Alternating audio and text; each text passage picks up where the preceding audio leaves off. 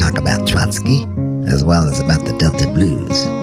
He could tell you about politics and literature, could identify all the French symbolist poets, and play blues and ragtime on the guitar. Or could talk about Dave Van Vonk for a long time. He could totally electrify a coffee house, and you could never tell when he was drawing to an inside street. It was a privilege to know him. I probably came into the village around 1952 or 53. I was a kid. I was living in Queens. I'm not liking it very much. And I knew all about Greenwich Village, of course. I read a book. So I started to come in here, hang around. And I just sort of gradually started staying here more and more, crashing on people's floors and all that sort of thing. And eventually, after 2 or 3 years, I just never went back to Queens. First, you'd have to spend a couple of years in Richmond Hill to understand the attraction of the village. It was for me, it was very sophisticated. I liked that. There were a lot of ideas being flung around, all kinds of politicos and mystics and artists and that sort of thing. I was very much entranced by the political aspect of it. Right down the block here, I think there's a Chinese restaurant there now, on the corner of Bleecker and McDougal. There was a saloon. It was called the San Remo. And every Saturday night, you'd have the riots between the Stalinists and the Trotskyites, that kind of thing, pitchers and glasses flying, and that sort of thing. I thought that was marvelous. I loved it. Well, I was playing guitar and banjo with with various traditional jazz bands, pickup groups. And I collected old jazz records as best I could. Kind of hard to collect records when you're sleeping on people's floors, but it can be done. And I used to get records of people like Furry Lewis and Josh White and so on. I had a nodding acquaintance with Leadbelly stuff, and by way of roots of jazz, that was what drew me in. And of course, there was a singing over in Washington Square Park every Sunday afternoon, and I was playing with a flat pick, a plectrum, and when I first heard finger picking, I just assumed it was two people with flat picks, one going bum bum bum bum bum bum, the other one playing the melody. And one afternoon, I was walking across Washington Square, looking neither to the right nor to the left, as was my wont in those days. Folk music was so low class, low rent. And I guess out of the corner of my eye, I noticed this guy, and he was playing Railroad Bill or something like that. He was finger picking. And the proverbial light bulb went on over my head. Aha! So that's how it's done. So I stood around and watched him. And I struck up a conversation with him. His name was Tom Paley. He's a marvelous, marvelous guitarist and banjoist. Fiddler, too. And so I immediately started to pick his brain, and he gave me the rudiments of how it was done. I was crashing in a loft over on the Bowery where I had my guitar. And I just hightailed over there and just picked up the guitar and started into work. The basket houses opened up, I guess, around 1960, 1959, 1960. And some of them, they passed the basket, but the more high-toned ones would have a young lady at the door holding a basket, and she would accost the patrons as they would leave, and put on her most pathetic little match girl look. Say, money for the starving musicians, sir. We had this one marvelous woman named Malcolm, and she had beautiful, long, auburn hair, and she used to make up with a lot of mascara. She looked like a very, very sexy raccoon. And she was the best basket girl in the village. One time, these 3 or 4 fat cats walked right, just swept right past her, and totally ignoring her. Money for the starving musicians. And something inside of Malcolm just snapped, and she just threw down the basket and screamed, "You cheap son of a bitch!" And she went charging up the steps as it walked down, and ran after them.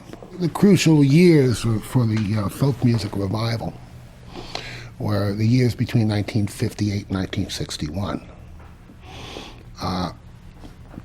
Actually, the folk music revival was postponed by almost 10 years by the witch hunt. There was a great deal of grassroots interest in folk music all over the country, going right back to the 1940s. But, I mean, when the U.S. Army publishes pamphlets on how to spot a communist that have lines in them like, "He will sometimes play the guitar," you know. That kind of thing had a very repressive and suppressive effect. By the time the McCarthyite thing started to wane, the folk music thing started to come up. When people stopped being afraid of HUAC, the House Un-American Activities Committee, I think that was the signal, because everything was really in place. If you look at the charts, the record sales charts in the early 50s, you'll see all kinds of folkoid things. Remember Frankie Lane doing "Cry of the Wild Goose" and all that kind of thing? That was part of it. And you had Mitch Miller and that kind of thing going on. Oh, Shenandoah and all that kind of thing was going on all the while. I think it was probably the Kingston Trio who broke it open on Capitol Records. And what they were doing essentially was a kind of a watered down version of the Weavers without Ronnie Gilbert. And the Weavers reformed for quite some time without Pete, as I recall. All of that kind of thing had been going on right in the mid-50s to the late 50s. And when the Kingston Trio did that "Hang Down Your Head, Tom Dooley" thing, that was the beginning of the commercial aspect of the folk music revival. But the folk music revival, as I say, had already been in place. One of the reasons why it caught on was because of the drinking laws. Now, you could drink in New York at age 18, but an 18-year-old boy would almost invariably have a 15 or 16-year-old girlfriend. So the coffee houses were the logical places to go. Also, when folk music became the thing on campuses around the country. Have you ever seen that movie Hoot Nanny Hoot? Oh, you must see it. It is indeed a hoot. It has one marvelous sequence of somebody singing "Wade in the Water" whilst wading in the water. I mean, it's about these two agents who go around to college campuses all over the country. The kids are really onto something here. That kind of thing. Oh, it was a wonder, an absolute wonder. Get a print of it, if beg, borrow, or steal it. These coffee houses, most of them, were in basements. And right upstairs, there'd be people living. And the sound of applause would almost invariably bring the police. Somebody would complain. So what the club owners did was they would have an announcement made: if you appreciate the blah, blah, blah, and like the blah, blah, blah, don't applaud, snap your fingers, which had been customary in a lot of the bistros, the boîtes, whatever they are, in Paris in the 1920s and 30s. So this became synonymous with hip for that reason. And so you go out to California, to a coffee house in California, where there would be nobody living upstairs. They were in their own little building, and everybody would be sitting there religiously snapping their fingers. It was kind of funny. I was sitting down with Sam Hood, who used to run the Gaslight on MacDougal Street 5 or 10 years ago. We were talking about it, and we could not agree on how many coffee houses and folk music venues there were down here, all at one time, because places came and went.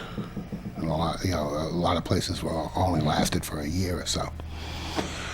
But the main ones, there was Folk City, which was over on Mercer Street and sort of out of the loop, geographically speaking.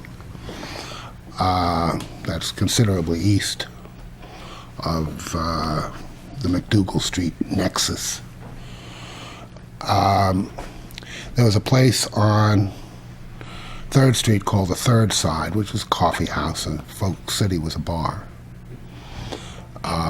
Third Side was where Phil Ochs began performing, and he used to sleep on the stage after closing. He didn't have any place to stay at first.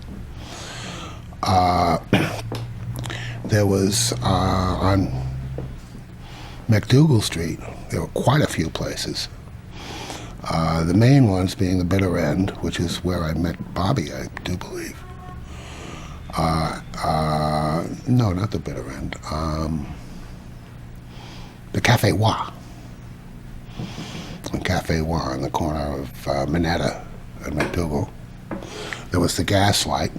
There was a very nice room where Panchito's restaurant is now. It's called the Fat Black Pussycat. And some of those rooms, of course, downstairs and basements, the ceilings were very low.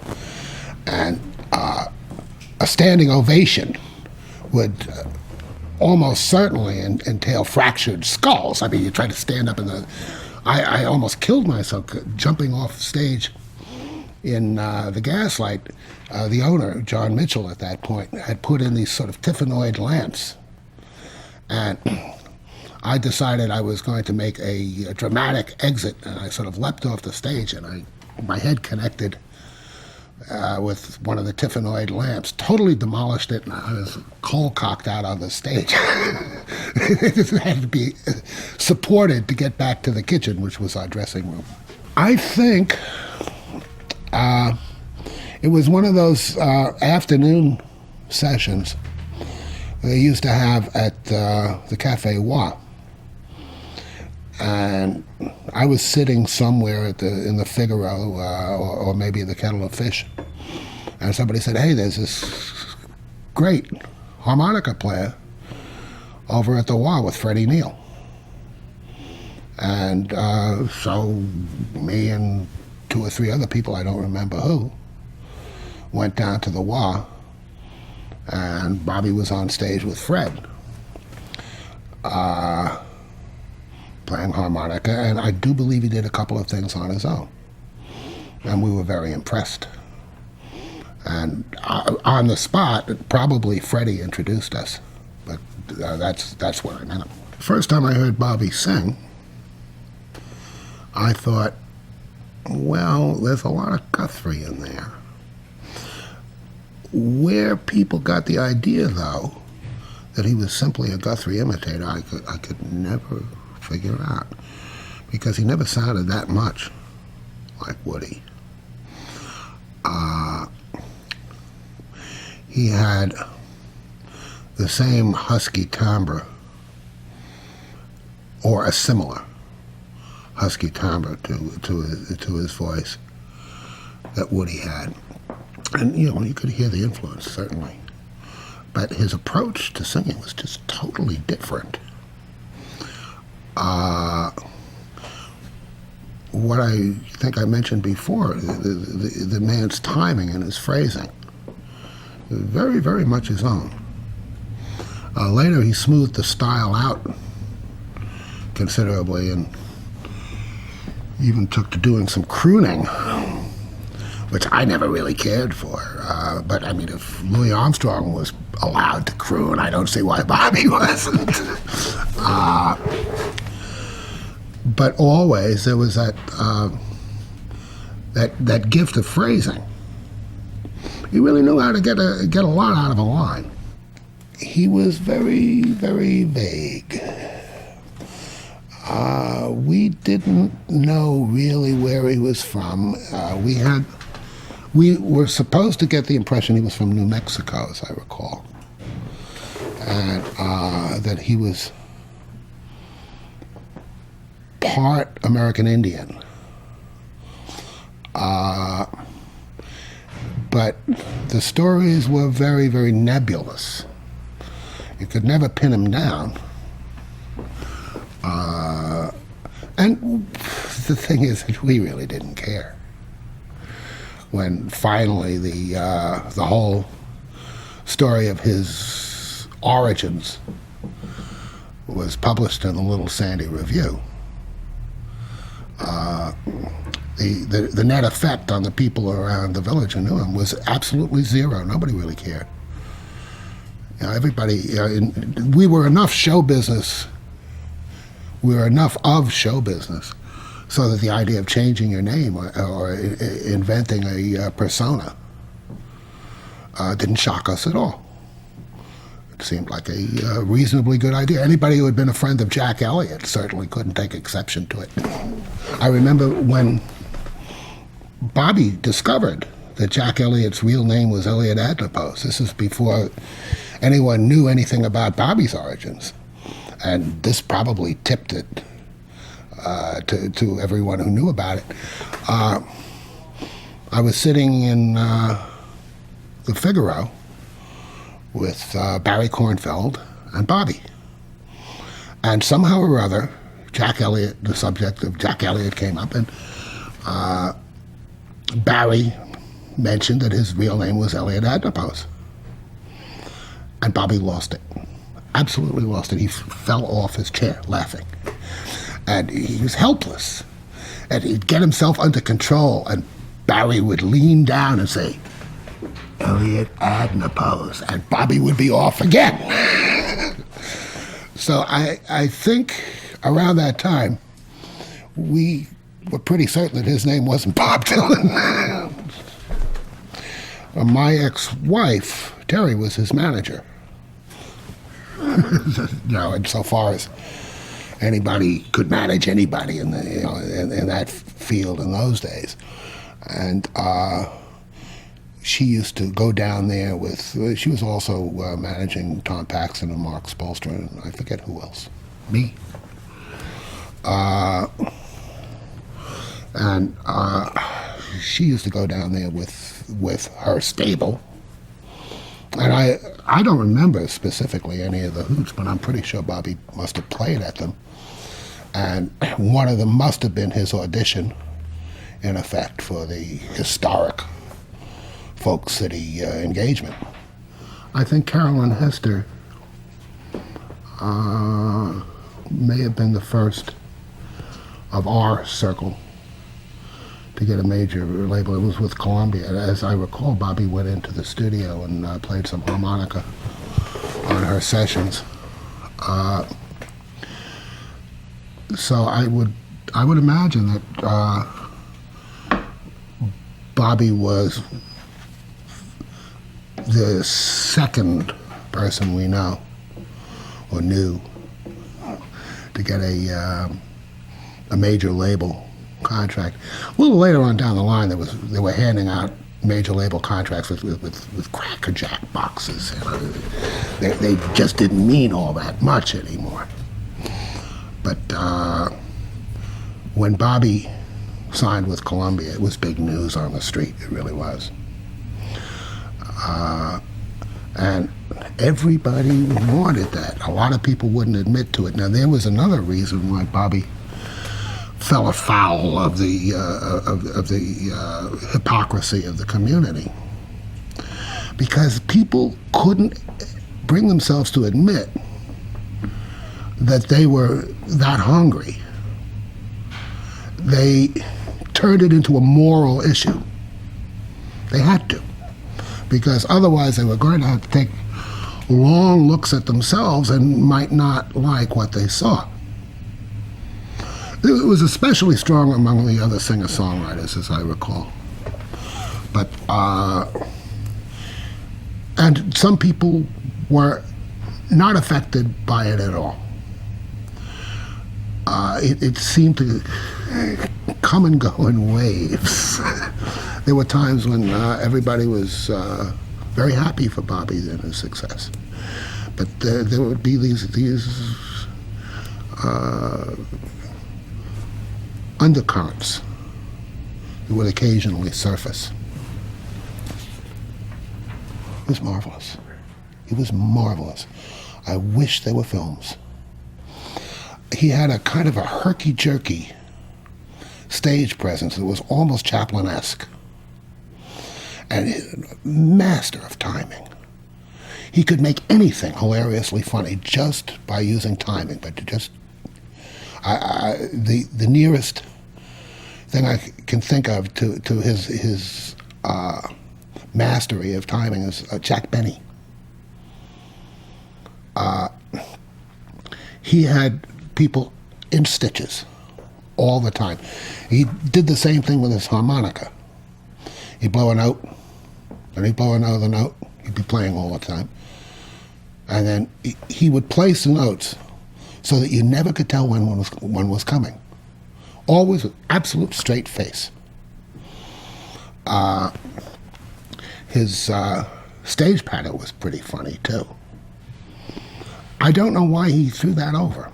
I can't understand how anyone could have such natural skill on stage and just decide not to use it. It's amazing to me. Most of his, as a performer, I think most of his power came from his sense of timing, how he phrased. You must bear in mind that when he started out, he wasn't writing his own material all that much. He was doing a lot of traditional songs. So he had a version of, was it The House Carpenter? Pretty Polly. Took him 10 minutes to do, took you 20 minutes to hear it. But he was, he'd do Woody Guthrie tunes. I always thought better than Woody. And when he started to write, maybe the first song of his that I heard him do was his song, The Letter to Woody, which is still one of my favorite songs. Not just one of my favorite songs of his, but one of my favorite songs. Marvelous song. And nobody thought that he was anything more than an exceptionally good performer. At the outset, we were tremendously, shocked at how good a songwriter he was when he really got rolling. Albert Grossman as Svengali of the Scene. Yes, that's very good. That's very good. Yeah, he was a very, very smart man. He was a brilliant man. And he was maybe the only person who understood how much money there was to be made out of the whole damn thing. He had run a club in Chicago called the Gate of Horn for a couple of years. And he came to New York and set up shop as a manager. And Bobby was one of the first people that he approached. Bobby at the time was still sort of had an arrangement with Terry. But Terry couldn't really do anything for him. You know, she helped get him a gig or two at Folk City and one up in Saratoga Springs at the Cafe Lena. And that was about as far as she could get. So she was perfectly happy to see Bobby signed up with a real grown-up manager. And I don't think even Albert realized just how much potential Bobby had. I think initially he thought of Bobby as somebody who could feed songs to Peter, Paul, and Mary. And it is true that Bobby's first and second albums, the first album didn't do too well at all. And Albert renegotiated for the second album on much better terms, I think. And even the second album, it sold quite respectably. But it was not a big smasheroo. Bobby's preeminence as a performer grew rather slowly. Things didn't really start to take off until the third album. Bobby was always very, very, as I said, vague, almost secretive. When I first met him, he was very, very exuberant. Possibly coming to New York and being around the village and all that kind of thing charged him a lot. Later, as he became more successful, I think he became much more somber. I think he might have been a little afraid of it. I'm just about sure he was a little afraid of it. And I can't say as I blame him. When he did his first concert at, I guess it was Town Hall, it was, the audience went absolutely wild.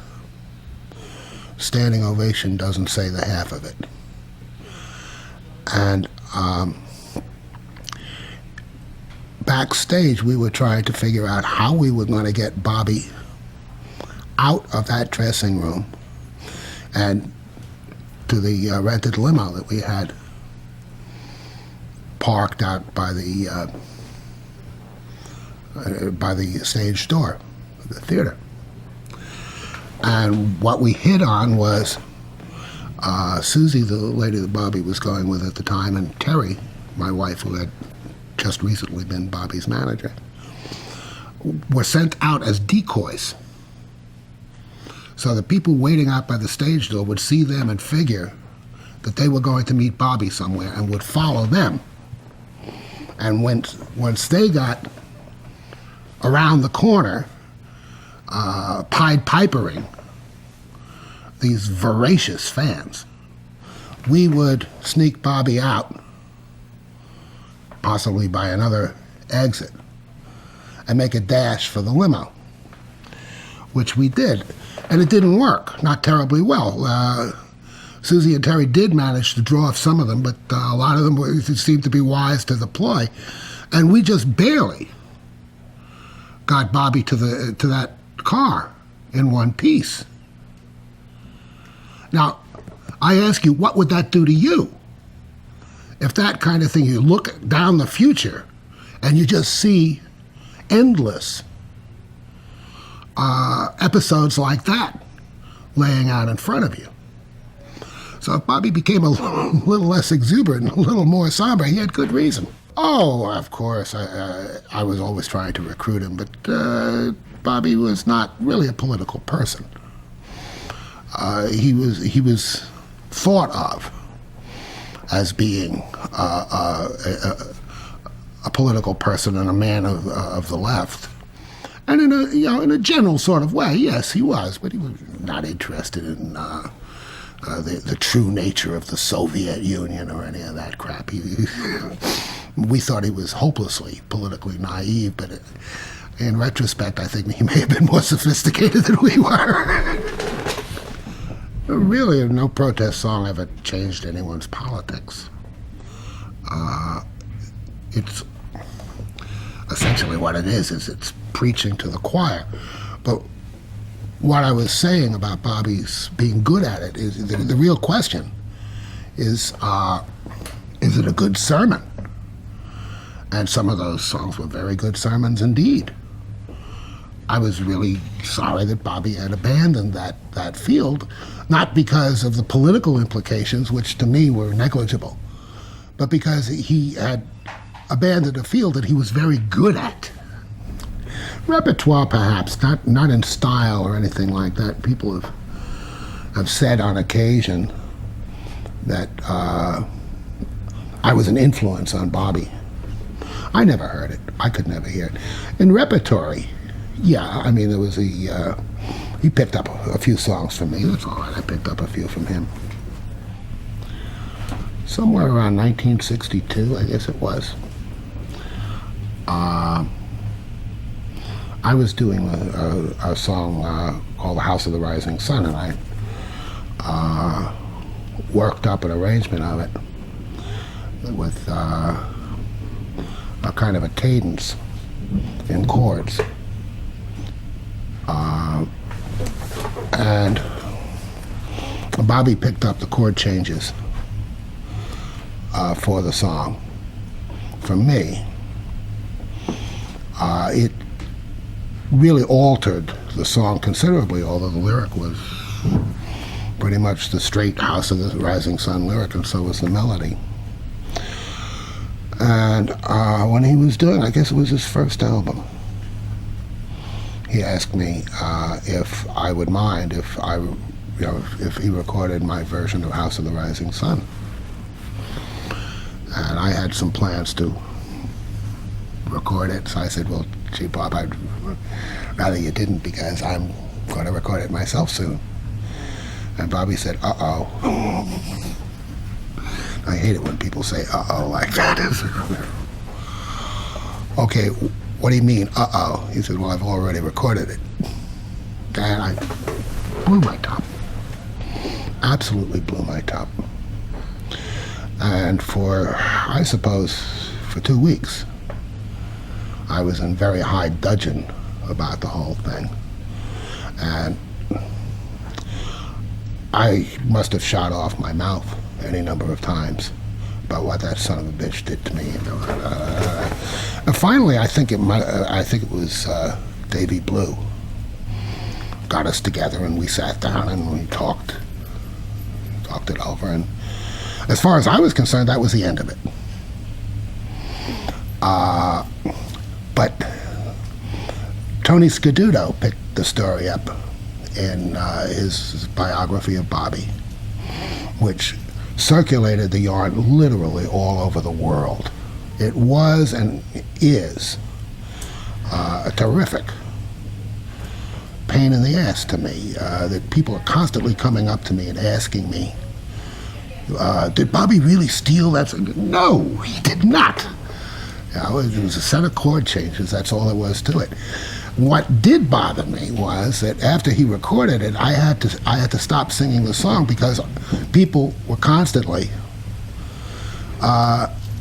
accusing me of having got the song from Bobby's record.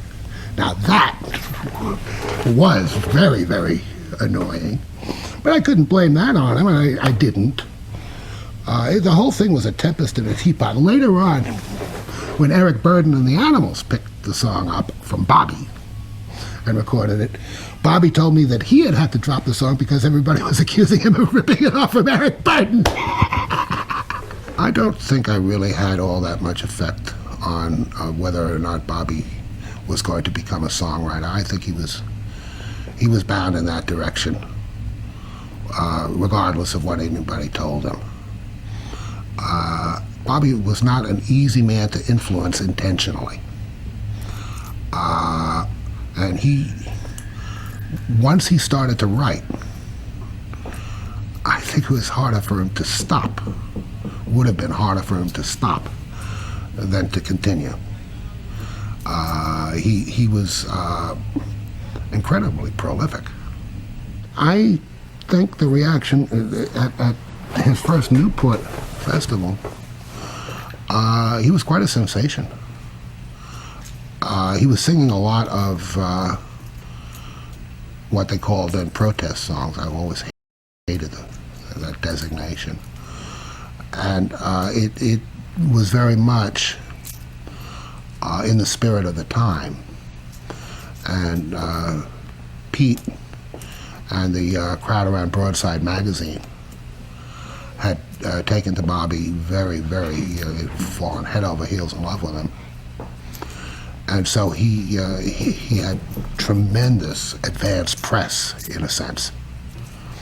The audience there was pre-sold to a great extent.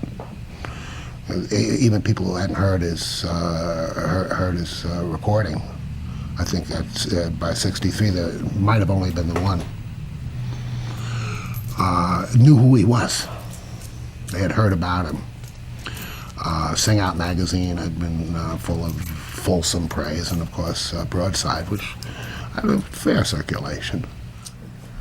I thought that was a lot of when Bobby came out with the band, and everybody was plugged in. It was this righteous uproar, self-righteous uproar.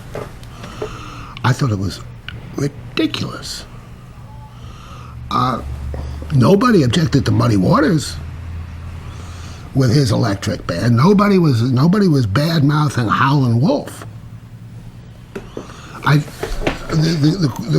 The only question that had any validity was, is it good music? And the truth of the matter is, I wasn't crazy about most of the bands he had. There seemed to be a kind of a slapdash quality to the bands that he worked with that offended my sense of musical discipline. I'm always like clean, tight sounds, kind of amorphous. Those early bands, I thought, but that's another question as to whether or not it was politically correct to plug your guitar in. Oh God, what a tedious matter that was. Well, I think he had a nodding acquaintance with some of the French symbolists and decadents. I'm pretty sure he knew his Rimbaud in English, of course, and Baudelaire, that sort of thing. I think actually, though, the main poetic influence wasn't from France. It was from right here. It was the Beat Poets, who also influenced by the symbolists and the French decadents. There's, even in Bobby's most elaborately obscure lyrics, is something that's quintessentially American. So, talking about possible influences from Gerard Nerval or something like that is really beside the point. I think you'd be closer to the mark to discuss Gary Snyder or Allen Ginsberg. One of the things that Bobby did, one of the most important things that he did, was he drew on traditional material in such a way as to constantly be striking resonances. It's almost enough to make you believe in Jung's notion of collective unconscious. And if there is an American collective unconscious, oh God, this is such mystical garbage. But if you could believe in something like that Bobby had somehow tapped into it, and there were always these sometimes very faint resonances in people's minds when they heard a Dylan lyric. His use of traditional music, folk cliches, or commonplaces, as scholars call them, his really thorough knowledge of American traditional and early popular music. I mean, Hank Williams, not just Woody Guthrie, but Hank Williams and Jerry Lee Lewis and people like that. I didn't see Bobby much after he went to England the first time. We saw each other less and less frequently. He was traveling a lot. He moved up to Woodstock. And his circle and mine no longer overlapped quite as much. There was never any deliberate falling out when Bobby would show up around the old Nabe. Often as not, we'd hang out. But, he wasn't around all that much. Another thing is I was out on the road a lot. So I wasn't around all that much. The whole scene broke up around the same time. People dropped out of that social set all around the same time, and for pretty much the same reasons. People were traveling and on the road. It got to a point where you'd see really good friends. You'd be more likely to see them in Detroit or San Diego than in New York, where you both lived. Well, here's a man who's really changed the face of American popular music, for better or worse, more than almost anyone I can think of. Presley may have captured a certain element, but Presley as an influence, I think, is less important than Bobby as an influence. What he did manage to do with varying degrees of success aesthetically was to bring some elements of serious poetry into popular music.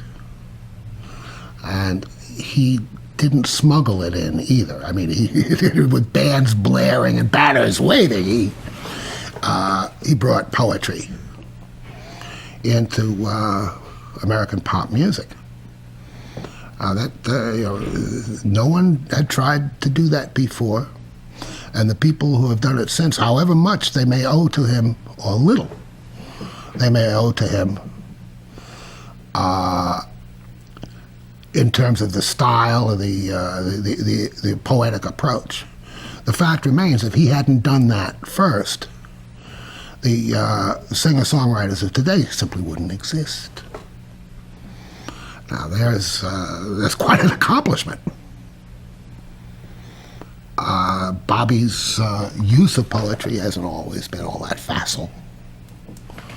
But the mere fact that he did use it, and he used it both aesthetically and commercially successfully, has made a change in American popular music that is still going on.